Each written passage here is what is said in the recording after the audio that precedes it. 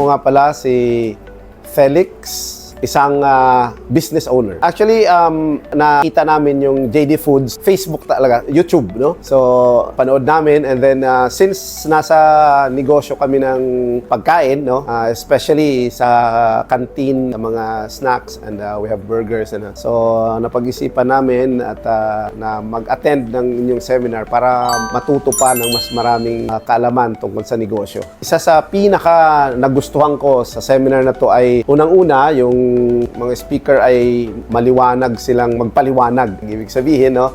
Very precise, hindi boring. At definitely, alam nila ang kanilang ginagawa, no?